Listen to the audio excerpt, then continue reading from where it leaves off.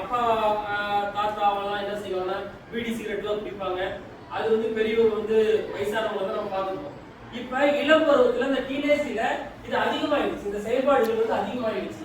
அப்படி அதிகமாகிறது எப்படி ஆகுது அப்படின்னு சொன்னீங்கன்னா, முதல்ல நண்பருடைய அழுத்தம் வற்புறுத்தல் சொல்லுவான். நண்பர் சொல்லுவான், ஃப்ரெண்ட் சொல்லுவான், டேய் இதுல ஒண்ணுடா, இதை சாப்பிட்டா ஒரு மாதிரி இருக்குதான்னு சொல்லுவான். ஆனா ஒண்ணு தப்புடுறா வாடா அப்படின்னு நண்பர்கள் நம்ம நிர்பந்திக்கிறாங்க, அழுத்தம் தராங்க. அப்ப நண்பருடைய அழுத்தத்தால நம்ம அந்த பழக்கத்துக்குள்ளார உள்ள போயிடக்கூடாது.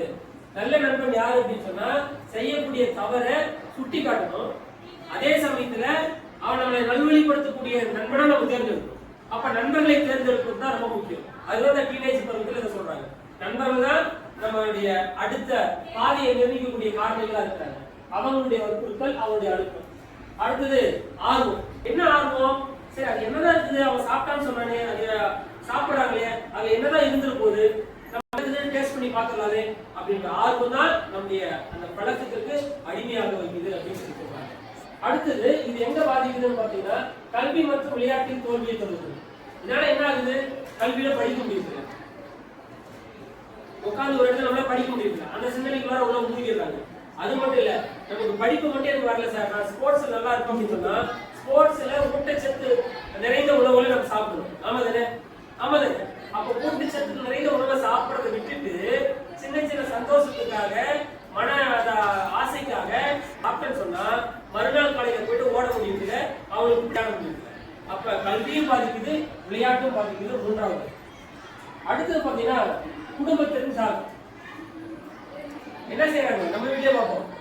ஒரு அப்பா குடிச்சிட்டு வரான்னு சொன்னா, குடிக்காத அப்பாவை பார்க்கும்பொழுது மகள்களுக்கும் மகன்களுக்கும் ஒரு பயம், கரெக்டா செஞ்சா.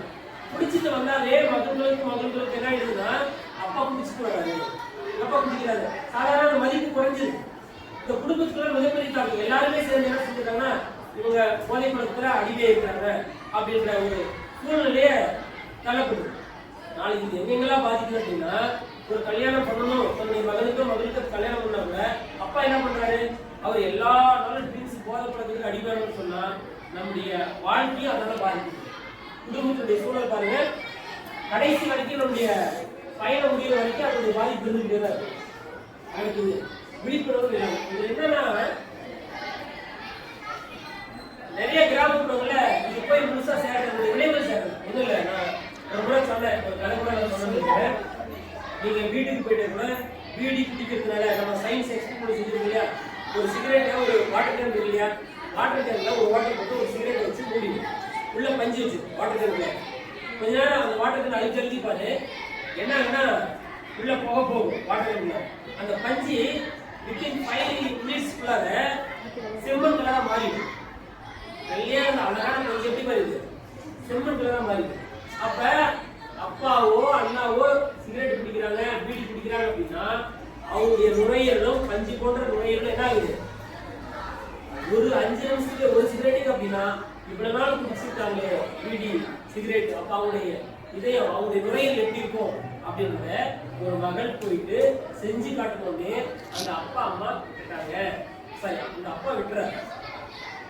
இது எதுக்கு சொல்ல வர அப்படின்னு சொன்னா, விழிப்புணர்வு இல்லை. நீ போய் அப்பா கிட்ட அண்ணன் கிட்ட போயிட்டு அன்பாடி பேசி விழிப்புணர்வு தந்தன்னு சொன்னா கட்டாயம் மிகப்பெரிய மாற்றத்தை நம்ம பார்க்கலாம். இது ஒரு வகையான விளைவுகள், தூண்டக்கூடிய மருந்துகள். இரண்டாவது பக்கத்துல மனசோர்வு. இந்த போதைப் பொருட்களை நம்ம சாப்பிடும் பொழுது நீங்க பார்த்துருப்பீங்க, சாப்பிட்ட எல்லாமே சுங்கி மாதிரி சோர்வாவே இருப்பாங்க. மறுநாள் காலையில் பார்த்தா அப்படியே அடிச்சு போட்ட மாதிரியே உட்கார இருப்பாங்க, ஒன்றும் தெரியாத மாதிரியே இருப்பாங்க, சுறுசுறுப்பு இருக்காது. மனசோர்வை ஏற்படுத்தக்கூடிய விளைவுகளை தரக்கூடியது. ஒண்ணு உடல் ரீதியான பாதிப்பு ஏற்படுது. ஒன்ன பார்த்த இல்லையா, சாப்பிட்டா நாங்க உடல் சோர்வாயிருந்தா, டயர்டா இருக்க மாதிரி இருந்தா, ஒரு ஆக்டிவா இல்லை நம்ம பார்த்தோமா, அப்ப முதல்ல உடலை இந்த மாதிரி தாக்குது. ரெண்டாவது உணர்வு. என்ன திட்டினாலும் சார் சொன்னார், எச்எம் சார் சொன்னார், என்ன சொன்னாருன்னா, அவன் அதை சாப்பிட்டு இருக்கும் பொழுது நீங்க என்ன திட்டினாலும் அடிச்சாலும் உதைச்சாலும் அவன் எதுவுமே தெரியும். அது ஆன பிறகு காலை எழுந்திரிச்சு கேட்டா, தெளிஞ்ச பிறகு கேட்டா, அப்படி நான் செஞ்சேனா, நானா செஞ்சேனா அப்படின்னு கேட்கிறாங்க. அப்ப உணர்வை இலக்கு செய்யுது. இரண்டாவது பாதிப்பு உருவாகுது. மூன்றாவது காரணம் என்ன, உளவியல் ரீதியான பாதிப்பு ஏற்படும். என்ன ஆகுது, ஒரு முறை சாப்பிடுறாங்க, 2 முறை சாப்பிடுறாங்க, அப்ப டெய்லி சாப்பிடக்கூடிய மனநிலைக்கு அவங்க ஆளாக்கிறாங்க. இப்ப அவங்க கிட்ட சாப்பிடாமன்னு சொன்னா அதிக நாட்கள் எடுத்துக்கொள்ள போய் சாப்பிடாதுன்னு சொன்னா போல இருக்க முடியல. அது அவங்களுக்கு ஒரு பழக்க வழக்கமாவே மாறிவிடும். அப்ப இந்த சமூகத்துல உளவியல் ரீதியாவே எல்லாரும் மாதிரி வர முடியுது. வெளியில நம்மள போதைப்பட்டது உண்டாக்குறவங்களாவே பாக்குறாங்க அப்படின்ற ஒரு குற்ற உணர்வு அவங்களுக்குள்ள உருவாயிருக்கு. இது அவனை மிகப்பெரிய உளவியல் பாதிப்புகளை உண்டாகும். அவன் சக மனுஷனா நம்மளோட பயணிக்க முடியுதுல அப்படின்ற 3 காரணிகளை நமக்கு சொல்லியிருக்கிறார்.